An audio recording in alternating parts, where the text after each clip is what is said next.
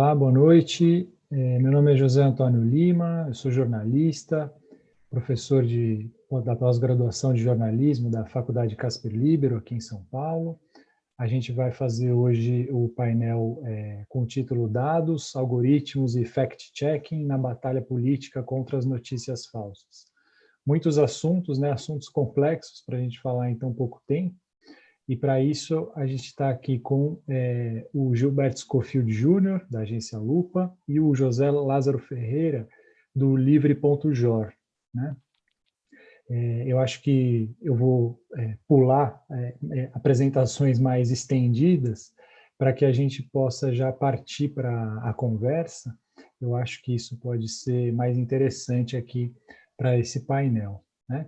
Eu já queria imediatamente passar a palavra aos participantes com uma reflexão, pedindo para vocês elaborarem sobre essa reflexão. Né? Enfim, a nossa indústria jornalística ela vive uma crise que já existe aí há algum tempo, né, por conta de questões tecnológicas. Ao mesmo tempo, há uma série de questionamentos a respeito da credibilidade da imprensa, né, vindos por parte da sociedade. E aqui no Brasil, especificamente, a gente vive um ambiente em que há uma pressão intensa, né, do governo e de apoiadores do governo, que também não é exatamente uma novidade no Brasil, mas talvez a intensidade seja maior no atual cenário. E também um momento de pandemia, né, um momento inédito para todos os vivos. Eu queria que vocês fizessem reflexões a respeito da dificuldade de se fazer esse combate ao que a gente chama, né, de desinformação num ambiente tão complexo, com tantos desafios como esse. Eu queria passar primeiro para o Gilberto a palavra. Gilberto, se você puder fazer alguns comentários sobre isso, eu acho que pode ser Vamos lá. interessante. Tá. Meu nome é Gilberto Scofield Jr., eu sou diretor de negócios e estratégia da agência Lupa, que é um hub de combate à desinformação. Né? Ela nasceu como uma agência de checagem, hoje ela faz um monte de ações e parcerias que vão de ferramentas de visualização de dados até parceria com Porta dos Fundos para produzir combate à desinformação através do humor. Então, eu acho que a gente tem alguns desafios aí dentro dessa conjuntura que você colocou, que é um pouco conjuntural, mas também é um tanto estrutural, né? Essa questão do mercado de mídia. Mas eu acho que a gente tem dois grandes desafios, que é, do ponto de vista da checagem, acelerar o processo de checagem, porque o ritmo da checagem, de fato, por obedecer a uma metodologia científica estabelecida e pactuada com a IFCN, que é a rede de checadores mundial, ela tem um tempo. E esse tempo é um tempo que não combina com o tempo da desinformação. É muito mais fácil você lançar uma mentira ao vento do que você correr atrás do fundamento daquilo que é dito para dizer se aquilo é verdadeiro ou falso. Então, a gente tem aí um desafio de acelerar e multiplicar as fontes de checagem no Brasil, né, que são ainda insuficientes para a quantidade de volume de desinformação produzida. A gente tem no Brasil, se juntar todas as plataformas e todos os profissionais de grande mídia tradicional que trabalham com checagem, a gente deve ter entre 250 e 300 pessoas. É muito pouca gente. Então, esse é um desafio. O segundo desafio, acho que é um desafio educacional. E, nesse sentido, a gente percebe uma demanda grande na Lupa por programas de media literacy. Não é só ferramenta de checagem, é pensamento crítico, desenvolvimento de pensamento crítico, entender como se consome um conteúdo jornalístico, midiático. A gente perdeu isso ao longo do tempo, as pessoas perderam isso ao longo do tempo. A entrada em função das redes sociais, virando cada pessoa uma mídia, meio que embaralhou o cenário dessa curadoria que se fazia sobre o que é importante do ponto de vista jornalístico ou não. Então, a gente tem aí dois grandes desafios. Um deles que é o formato de produção de checagem, que tem que ser acelerado e tem que ser ampliado, e, de outro lado, uma certa formação educacional, né? A transformação da bandeira do letramento digital e midiático numa bandeira pública, né? De educação para todos. É isso que eu queria enfatizar do que você está falando, Gilberto, é uma questão de educação do público mesmo, né? E no qual a imprensa precisa ter um papel ativo para explicar como ela própria funciona, né, para as pessoas. Exatamente. É preciso lembrar que mau jornalismo também é desinformação. Então, assim, as pessoas precisam entender o que é mau jornalismo. E por que a gente sabe que é mau jornalismo? Porque existe uma metodologia científica no jornalismo. O jornalismo também é ciência, né? Ainda que há muita gente discuta isso, que há a tentativa de desqualificar a comunicação como uma ciência, ela tem muito de ciência, né? Há uma tentativa de desqualificação de todas as ciências humanas como ciências. É como se só a NASA fizesse ciência, só a Fiocruz fizesse ciência, entendeu? E só o INPE de matemática aplicada fizesse ciência. Não, a história faz ciência com metodologia científica revisada por pares. Então, assim, a gente tem uma série de consensos científicos em áreas de humanas, né, que não são óbvios, como a Terra é redonda, né, ainda que se insista em dizer o contrário, mas que também são conhecimentos científicos feitos na base da metodologia científica. Então, assim, não há o que discutir nesse campo, na economia, na psicologia, na comunicação, entendeu? Sei lá, na semiótica. A gente tem metodologia científica para definir coisas, para estabelecer consensos científicos. E é a partir daí que a gente tem que trabalhar, a partir desses consensos, para a gente não voltar lá atrás e achar que a Terra não é redonda, é plana, que é uma ficção, ou que não existe aquecimento global, porque não há evidência científica suficiente. Há evidência científica suficiente. Legal. Zé Lázaro, você gostaria de comentar o que o Gilberto mencionou? A gente super concorda aqui na agência com a questão que é preciso uma educação digital para o combate às fake news e que ela faz parte de um pool de ações, de um conjunto de coisas que tem que ser feitas. Acho que além da gente pensar que é preciso que a pessoa tem que entender como funciona a dinâmica desse conteúdo para que ela possa reagir a isso, é preciso uma mudança comportamental também com relação nossa às checagens. Essa semana eu sei que eu mandei uns 10 memes, uns 20 stickers, mas eu não mandei nenhuma checagem de dados para nenhum grupo meu de WhatsApp.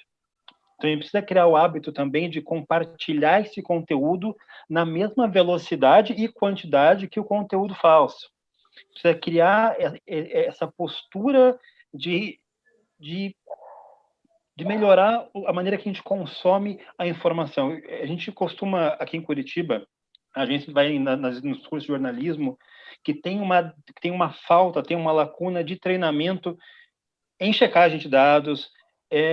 Os jornalistas, ao menos os aqui da capital, isso tem agora mudado um pouco, mas não tanto, não há cadeiras acadêmicas em que você ensine checagem, mostre os princípios da IFCN, que você treine isso com os estudantes.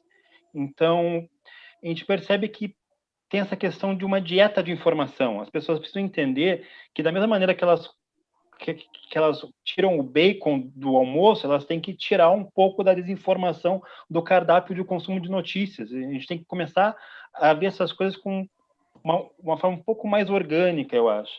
Então, eu acho que eu concordo, a educação é o principal, o comportamento vem logo depois. Por trás disso, precisa de uma cultura de dados abertos forte no país, para que a checagem seja possível. Não adianta eu ter os checadores e o governo escondendo dados de queimado ou dados de Covid, que, de certa maneira, tornam impraticável a checagem. Então, precisa de uma cultura firme de dados abertos.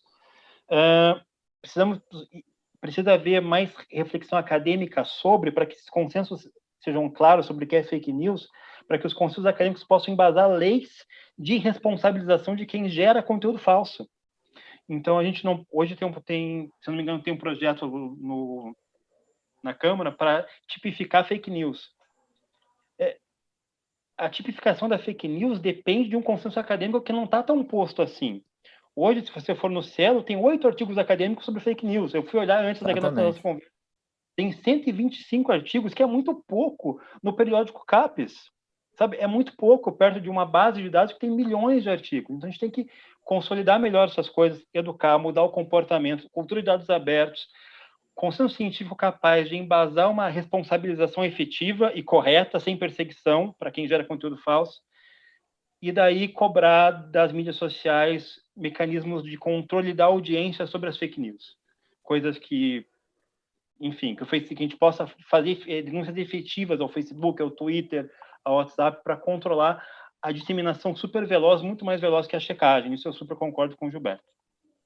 Nesse Legal. sentido, eu queria Pode falar. acrescentar que vale também aumentar a educação das pessoas sobre como funcionam essas plataformas, sobre como é que funcionam esses mecanismos de inteligência artificial, rede neural, algoritmo, que mediam as relações entre as pessoas e mediam o que as pessoas veem efetivamente nas redes, que é ínfimo perto daquilo que elas, perto da rede de relações que elas possuem virtualmente, né? Então, esses mecanismos de visualização e interação são mediados por algoritmos, e isso nem sempre dá certo. Agora, a gente precisa lembrar que esse é um modelo de negócio que foi criado para vender sapato, né? Só que ele foi apropriado por grupos políticos para vender ideologia, da mesma forma.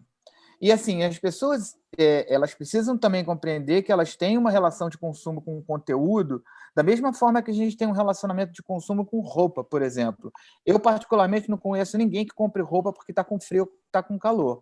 As pessoas compram roupa porque elas se sentem mais bonitas, porque elas se sentem mais magras, porque elas se sentem mais chiques, elas se sentem mais poderosas. Então, esse mesmo mecanismo psicológico que dá o tom, e o marketing já vem estudando isso há 200 anos, sobre o que leva uma pessoa a consumir algo, funciona também no consumo de conteúdo, né? O conteúdo ideológico, sabe? O famoso viés de confirmação. É mais fácil que alguém compartilhe um conteúdo se ele confirma uma coisa que você já pensa internamente, mas você não tem muita certeza. Então, se aquele discurso vai de encontro ao que você pensa, é muito mais fácil você compartilhar aquele conteúdo, ainda que ele não seja verdade, ainda que ele seja um tremendo preconceito, entendeu? Ainda que ele seja um conteúdo racista, antissemita, homofóbico, o que quer que seja. Mas, assim, são coisas que vocês não admitem para você mesmo, mas quando você ouve isso ou lê isso de terceiros, aquilo meio que referenda seus pensamentos. Então, a gente precisa entender como é que funciona esse mecanismo dos algoritmos, como eles mediam nossos relacionamentos e nossos consumos, entender melhor como é que a gente pode trabalhar isso em parceria com as plataformas, inclusive. E é interessante isso, Gilberto, que você está falando, porque esse papel de mediação cabia justamente ao jornalismo, né? E vem sendo substituído justamente pelos robôs, né? Cabia o jornalismo, as velhas mídias, né? TV em lugares onde as pessoas não leem, ou rádio onde as pessoas não tinham acesso à televisão, né? Então, assim, isso foi substituído aos poucos pelas redes sociais. Eu queria, para essa segunda metade aqui da conversa, a gente juntar duas questões. Uma que o Zé Lázaro trouxe e outra que vai ao encontro do que você mencionou na nossa conversa prévia, Gilberto, antes de entrar no ar. Então, o Zé Lázaro falou a respeito dessa questão da cultura de dados abertos, né, de dados abertos, que é tão necessária e que é recente no Brasil, né, um debate mais ou menos recente, né? E isso vai, de alguma forma, ao encontro do que o Gilberto mencionou a respeito da necessidade de acelerar a produção de verificações, né? Então, eu queria começar agora pelo Zé Lázaro. O LivreJor trabalha bastante, né, com dados abertos. Eu queria saber como que você avalia o estado dessa questão hoje no Brasil, né? E o que você acha que dá para a gente avançar, o que daria para avançar em termos de legislação, por exemplo, ou mesmo, de novo, de educação, né? Okay. Eu acabei de fazer a defesa de uma tese aqui no Departamento de Sociologia da UFPR sobre a Lei de Acesso à Informação aqui no Brasil, com uma revisão de quase 3.000 recursos feitos à CGU, que controla o acesso à informação aqui no país, no governo Dilma, que foi a pessoa que colocou a lei para funcionar aqui no Brasil. E a gente percebe que existe muito uma questão de performance do direito de acesso à informação no país, mas uma baixa efetividade desse acesso à informação. Então, você percebe que quase os 200 mil recursos pedidos foram feitos nesse período, muitos foram dados como atendidos, mas não foram efetivamente atendidos. Então, a gente tem uma performance de acesso à informação, o governo performa que faz, mas a entrega dos dados ela é muito menos real do que aparenta ser. E a gente tem várias dificuldades a respeito disso, desde uma estatística oficial que elude algumas informações, que esconde alguns processos. Então, isso é muito sério, porque hoje os jornalistas usam muito a lei de acesso para resolver lacunas nos dados públicos. Então, tem muita informação que ela é pública, ela é produzida, ela está disponível, mas ela não é de fácil acesso. O governo tem que ser inquirido a entregar esse dado para você. Então, tem esse segundo dilema hoje, então, que é essa briga por essa cultura dos dados abertos, que é o governo, de fato, efetivar algo que ele tem que fazer por lei, que são os planos de dados abertos. Cada ministério devia ter um plano de dados abertos, que é um planejamento de abrindo as suas estatísticas progressivamente, sem nenhum afogadilho, sem pressa, para que a informação tenha acesso direto à fonte, sem precisar usar desse recurso, que é, por exemplo, a lei de acesso à informação. Em maio desse ano, fiquem sabendo que é uma agência de São Paulo, de notícias, de dados também, por meio do Fórum de Acesso à Informação, que é um fórum ligado à Abrage, no qual a gente faz parte, entrou com uma ação no TCU cobrando 7 ministérios que nunca fizeram a divulgação do seu plano de dados abertos. E adivinha, só o Ministério da Saúde está nessa relação. O Ministério da Saúde, no meio da pandemia, não tem um plano de dados abertos. É grave. E, Gilberto, você, no trabalho da agência Lupa, é possível mensurar qual a importância dos dados abertos e, em segundo lugar, qual a importância dos pedidos feitos pela Lei de Acesso à Informação? Cara, mensurar é meio óbvio, né? Assim, se você não tem banco de dados verificáveis acessíveis, você não tem como checar. Então, assim, obviamente, a quantidade... Aí entra também uma questão interpretativa muito comum na LAI, que é a ideia de que uma determinada informação é classificada. Então, assim, e aí essa informação classificada a troco de quê exatamente? E essa explicação raramente é acompanhada da negativa do fornecimento da informação. Então, especialmente nos dados que se referem a questões de gastos públicos que estão em rubricas incompreensíveis, e você está tentando destrinchar aquilo, aí ele cai numa rubrica de confidencialidade que só se justifica se o dinheiro tivesse sido gasto num hotel, entendeu? Num sexo grupal, porque, do contrário, qual é exatamente essa coisa sombria de um gasto que tem que ser público, porque é um gasto de dinheiro meu, seu, nosso, que está sendo administrado por um grupo. A gente percebe muito claramente uma certa resistência que é presente em governos de várias tendências, de direita, de esquerda, de tentar botar tudo no pacote da confidencialidade. E uma falta de sensibilidade para o fato de que você está administrando dinheiro de público e, portanto, você deve satisfações sobre como você está administrando esse dinheiro. Isso não é claro na cabeça de muitos governantes que acham que as pessoas não... Né, eles estão acima do bem e do mal, portanto, não devem satisfação do que fazem para as pessoas. Então, a gente tem dificuldade, sim, a gente tem muita dificuldade por uma sorte, a gente tem uma estrutura institucional de coleta de dados no Brasil muito forte, ainda que ela venha se tentando desmontar ou desqualificar essa estrutura institucional de mapeamento, por exemplo, de queimada na Amazônia, que é uma coisa extremamente bem feita. Ainda assim, você tem ainda uma estrutura que a gente pode aproveitar com alguma tranquilidade, com certos planos B, sabe? Outros institutos que confirmam e refazem o que é medido pelo governo federal.